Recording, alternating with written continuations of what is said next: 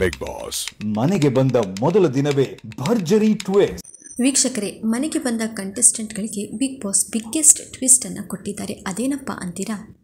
ನಾ ಬಂದಿರೋ ಉದ್ದೇಶ ಸ್ವಾಗತ ಮಾಡೋದಕ್ಕಲ್ಲ, ನಿಮ್ಮಲ್ಲಿ ಒಬ್ಬರಿಗೆ ವಿದಾಯ ಹೇಳೋದಕ್ಕೆ.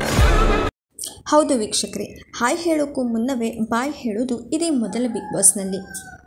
ಪರಸ್ಪರ ಚರ್ಚಿಸಿ ಒಬ್ಬರಿಗೆ ಮುಖ್ಯ ದ್ವಾರ ತೋರಿಸಿ. ಈಗಂತೂ ಬಿಗ್ ಬಾಸ್ ಮನೆಯಲ್ಲಿ ದೊಡ್ಡ ಜಗಳನೇ ಶುರುವಾಗುತ್ತೆ ಅಂತಾನೆ ಹೇಳ್ಬೋದು. ಒಬ್ಬೊಬ್ಬರನ್ನು ಟಾರ್ಗೆಟ್ ಮಾಡಿಕೊಂಡು ಮನೆಗೆ ವಿದಾಯ ಹೇಳೋದಂತೂ ಪಕ್ಕ. 2-3 ದಿವಸ ಇರಬೇಕು ಆಸೆ ಐತಿ ಮನ್ಯಾಗ್ರಿ. ಸ್ಪಂದನ ತುಂಬಾ ಅವಕಾಶಗಳು ಹೊರಗಡೆ ಸಿಗ್ಬಹುದು ಅಂತ ನಾನು ಅನ್ಕೋತೀನಿ. ಈ ಕಡೆ ಮಾಡೋರು ಹೇಳ್ತಾರೆ 2 ದಿನ ಈ ಮನೇಲಿ ಇರಬೇಕು ಅಂತ ಆಸೆ ಇಟ್ಕೊಂಡು ಬಂದಿದ್ದೀನಿ ಅಂತ ಹೇಳಿ. ಇನ್ನೊಂದು ಕಡೆ ಅಶ್ವಿನಿ ಅವರು ಟಾರ್ಗೆಟ್ ಮಾಡ್ತಿರೋದು ಸ್ಪಂದನ ಅವರನ್ನ.